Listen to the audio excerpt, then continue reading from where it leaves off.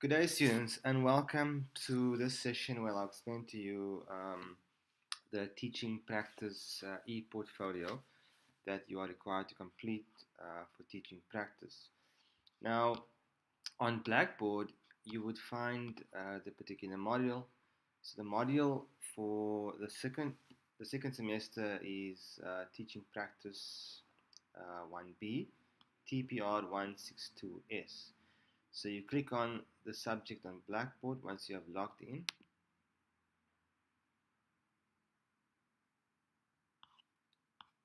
Okay, so you're familiar with the home page. You will find the particular folders and the content. Okay, so I've created two folders, a teaching practice information folder and then also the assessment folder.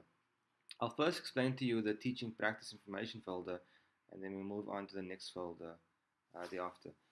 So once you've clicked on the specific folder, you will find specific files. So it is a teaching practice report, lesson observation, reflection, lesson evaluation, and then also a teaching practice checklist. So if you click on and you've downloaded each of these files, the most important file is the teaching practice report because this explains to you everything pertaining to teaching practice. So once you've downloaded it, this is the specific file. So the details pertaining to teaching practice is included in this specific document. Um, so in computers and education, you would have learned how to create your e-portfolio, and for your e-portfolio will be assessed by the specific examiners, but um, the information pertaining to the e-portfolio would be acquired from this specific document. So in the old e-portfolio, students were required to include the name of their name, student number, and then the specific course. So it's teaching practice 162S, and then the school that they visited. But I'll come back to this later on.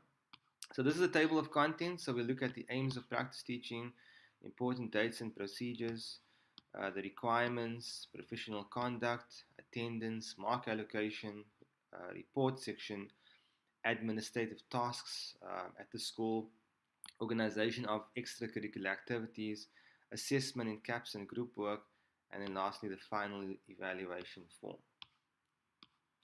So this is just some information with regards to the aims of practice teaching, and it's quite important for you to read over this and to familiarize yourself with it. Essentially, you would be observing um, the work procedures, the teaching methods, the techniques of the teachers, general classroom organization, and disciplinary methods used by your mentor. You will also be exposed to a variety of organizational and administrative aspects of senior phase education. However,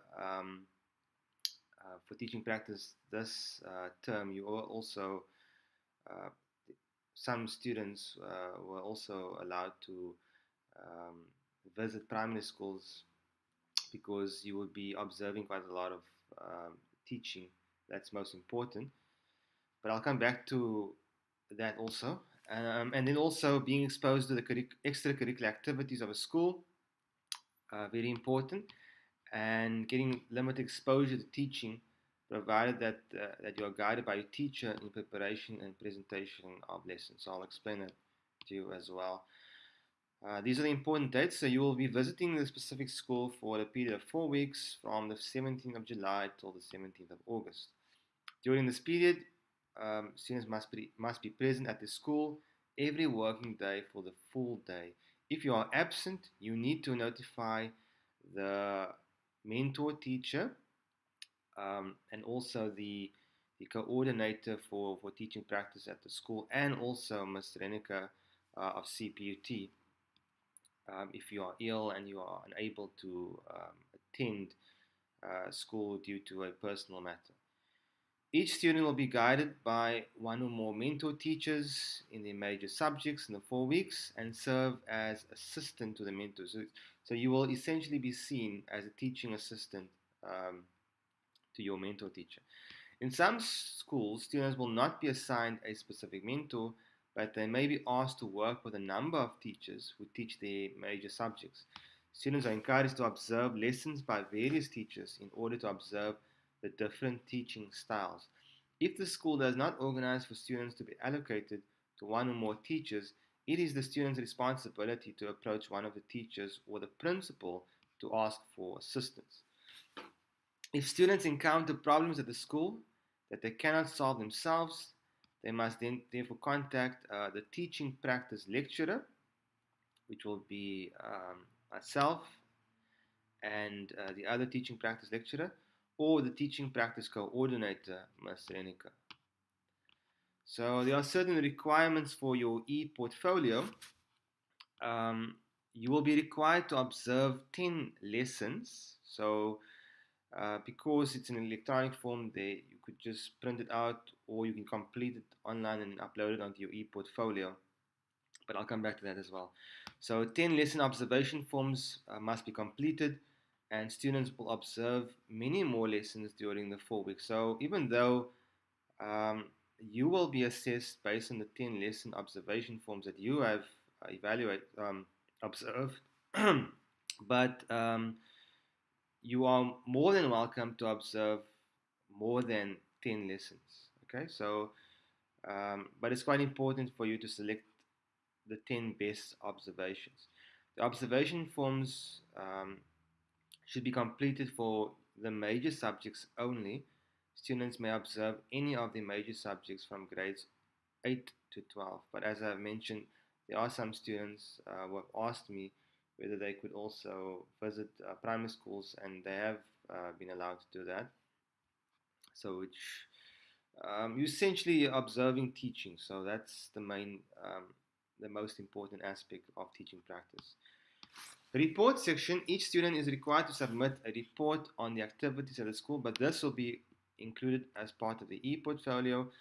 This report is to complete it in the practice teaching report section as part of e-portfolio, and the report will consist of the following sections: the administrative tasks at the specific school, the organization of extracurricular activities at the school, assessment in CAPS, and group work, which we'll also look at.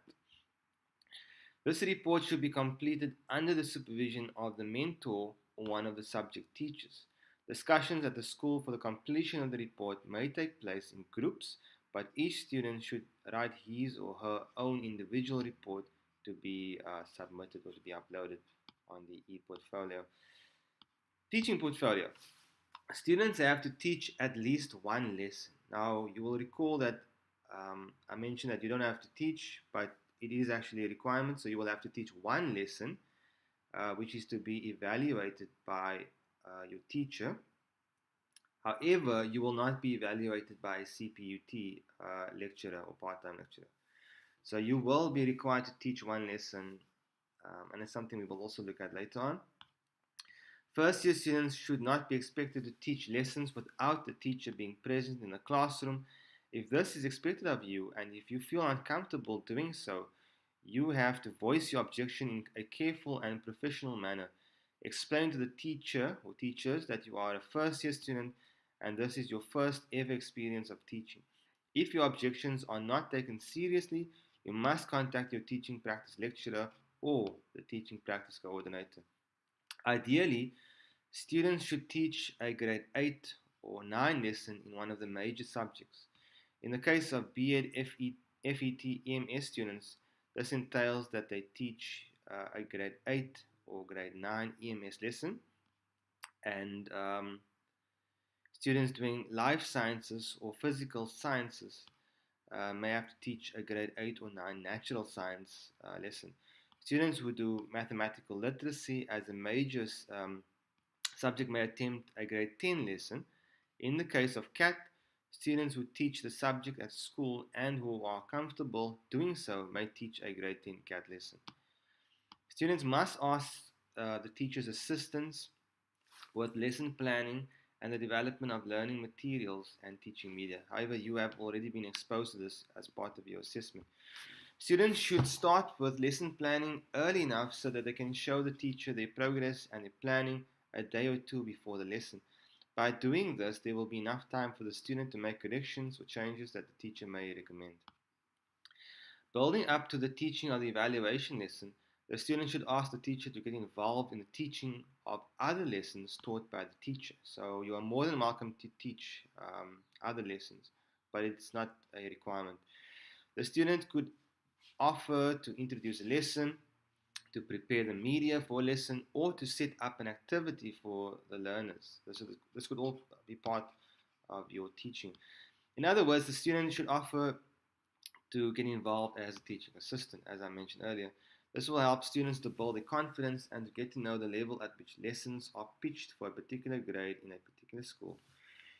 It would be to students' advantage to observe a large number of lessons during the first and second week of teaching practice, and then to arrange with a teacher to teach their evaluation lesson towards the end of the third week or the beginning of the fourth week.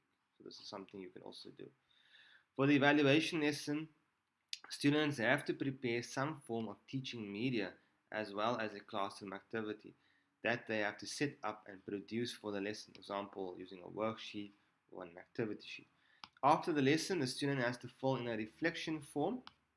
The following documentation must be completed in this order: the teaching portfolio, the lesson plan form, the activity designed for the lesson, the media designed for the lesson, or copy of the reflection form, and then the lesson evaluation form. So you will be evaluated by your mentor teacher. The teacher's signature and school stamp must be on all documents. So that's very important.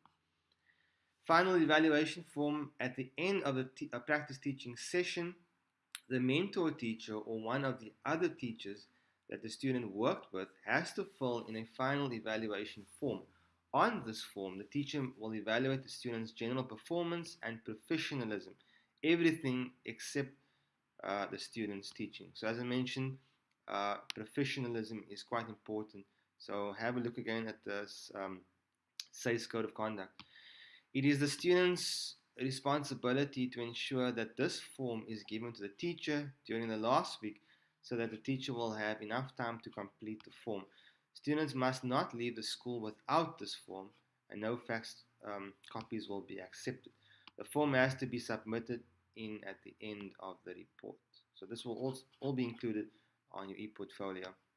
Now, because if you're printing out these documents, if your mentor teachers don't use electronic version, you can print it out and then you can scan it either at the school or at CPUT Mowbray campus. And once you've scanned it, it will be sent to your email address. And then you just upload the specific document with the school stamp, with the teacher signature on your e-portfolio. This is some details with regards to professional conduct, so please read through this on your own. It's quite important. I'm not going to go over that now. As I mentioned, attendance is very important. 100% attendance by each student is required. If it is impossible for a student to be at school, as I mentioned, then you need to inform the mentor teacher, but also inform your teaching practice coordinator about that. Written proof of the reason for absenteeism must be submitted to the mentor teacher as well as the teaching practice coordinator on returning to the university. Okay, so this is the practice teaching mark allocation. This is how you will be evaluated. So you will be required to include your student, your name, full name, student number, and the school that you attended. So you will be evaluated in terms of the lesson observation form. So this will be part of your e-portfolio. And in the report and final evaluation, all these documents will be included as part of your e-portfolio. So what I would suggest is that when you're designing your e-portfolio, you would have, for instance, a folder titled Lesson Observation Forms.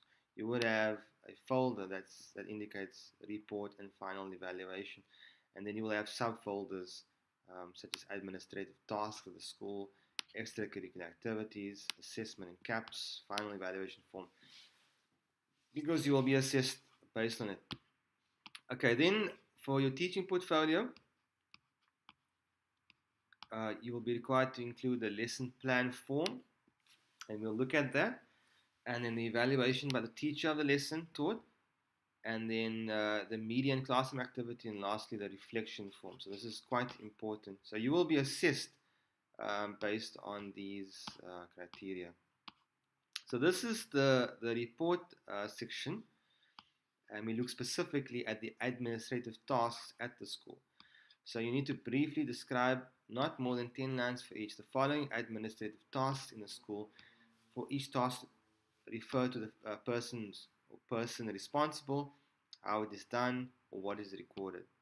So you, for instance, you would record the learner's attendance and absenteeism, the recording of marks, each teacher his or her marks per class for subjects taught, and register classes, all marks for the school, reports to be sent to parents, how are reports compiled, by whom, how often are reports sent out. Okay, so that's the one section. And then organization of extra curricular activities. Make a list of cultural activities offered by the school. Obviously, if it's not 10, you don't have to do that. Make a list of the different sports offered by the school. You would, well, I'd say the maximum is 10, but if a school doesn't offer all these sports, just mention the number of sports offered. Choose 2 curricular activities, preferably 1 cultural activity and 1 sport at the school, from the numbered lists in 2.1 and 2.2 above, so these sections, where you could assist and write a short report on each, at least half a page. Refer, and you're required to refer to the following: organization, how many teams, coaches, etc. How often do teams practice, play matches, supervision, what does the coach do, value of this activity for the learners and all the school. You completed the reports on each of the 3 extracurricular activities should be signed by the teacher, person in charge of activities. These reports therefore have to be completed before you leave the school. Note, if the activities are not currently offered, you could interview the teacher and get the information from him. So that's something you could do. And there's 10 marks per activity for this section. So this is just for you to complete, and the name of the teacher, the signature, and the school stamp. It's very important. So over here. Okay, so section 3 looks at the teacher's opinion of assessment in CAPS. Talk to at least 2 teachers and ask their opinion about assessment in the new CAPS curricula. Example, to compare the assessment in CAPS with the old NCS, which is the old National Curriculum Statement, and ask the teachers to comment on the number of assessments, the types of assessment, and the weightings of the assessments. Okay, so it's quite important for you to complete it as well. Teachers' use of group work. Talk to at least 2 teachers about the extent to which they use group work in their particular subject. Which problems, if any, do they experience? What advice do they have to overcome these problems? So this is also quite important. And then this is the first year final evaluation form. You have to complete this detail, same with your mentor. Please use the following criteria based on the different roles of a teacher as a guideline to evaluate the student's performance. Work and attitude during his or her practice teaching session. The mark allocated here is for the student's professionalism in general and should not be based on the quality of any teaching done by the student. So you will be assessed by your mentor teacher based on the specific roles of the teacher.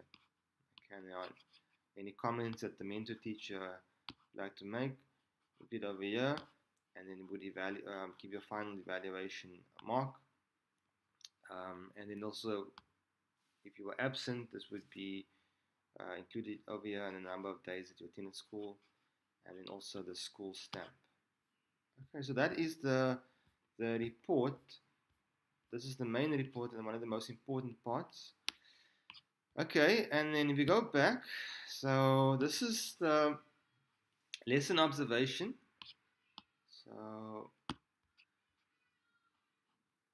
So as I mentioned, there should be, okay, let's go over it again. So lesson observation forms, as I mentioned, you can either complete it electronically and upload it on your e-portfolio, or if you prefer to write um, on the document once you've printed it. I think it's a waste of paper because then you have to upload it anyway. So it would be better to complete it on a computer. But if you cannot do that, then you can print it and then just eventually scan it and upload it on your e-portfolio. Okay, so the aims of classroom observation, you can read over this, and then there's also guidelines for the observation forms. You can read over this as well. And then this is the lesson observation form. So state the lesson objectives, outcomes, some questions pertaining to um, the teaching approach by the teacher, how he or she introduced the lesson, what are the methods used, how did learners participate in the lesson, which type of media were used.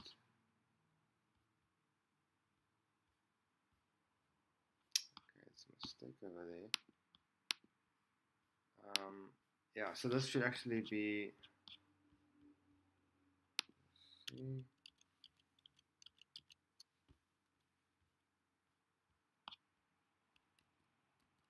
Okay, I'll just actually there's the page, empty page, open page over here. I'll just address this issue and I'll upload the correct version. So have a look at the observation forms. Um, there should be quite a number of them. So there's about 14 questions for you. This is just the same observation form. So there's about, there's about 10. There should be about 10 observation forms. So as I mentioned, you can just complete it on here and then you just upload it on your e-portfolio.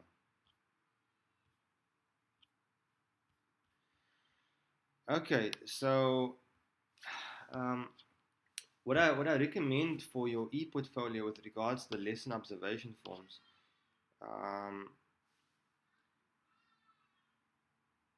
what I suggest is you just have one folder that indicates lesson observation forms, and then you just include all the observation forms under the specific folder.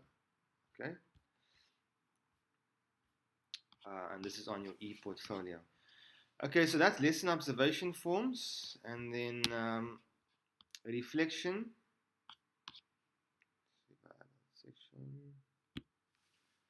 Okay, so this is just the reflection section for lessons taught.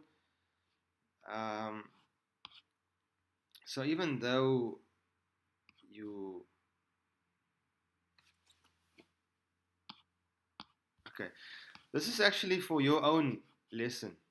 Okay, so this is something I'll look at after we've looked at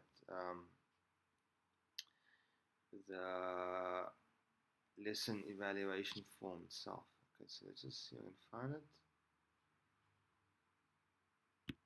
Okay, so this is the lesson evaluation form in which your mentor teacher will assess you for one lesson.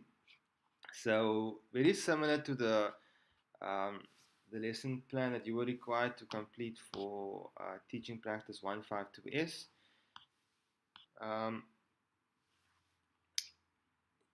Okay, so you will be assessed based on lesson planning, lesson presentation, the subject knowledge, the teaching and learning media, and communication skills. So these are remarks that can be completed by your mentor teacher, and then you will be given the specific marks. And then very important, the school stamp. Also, what is very important is this information. Because you're a first year student doing an integrated education course, or you have not completed a 4-year bachelor's degree, it's your first ever experience with teaching, and the purpose behind this is basically to assist you, guide you into improving your own teaching skills.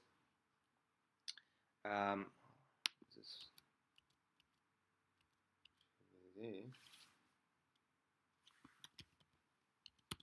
Okay, some of these things I'll just address. The updated version.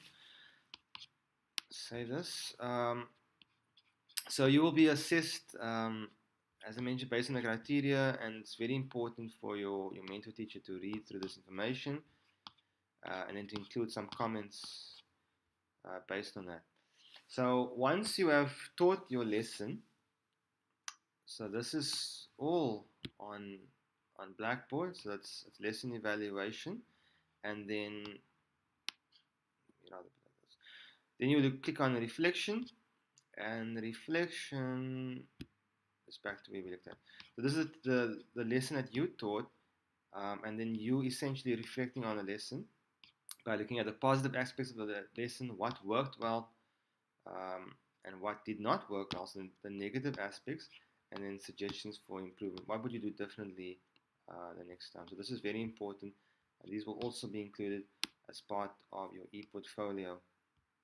Okay, so we looked at the teaching practice report, which is the information document.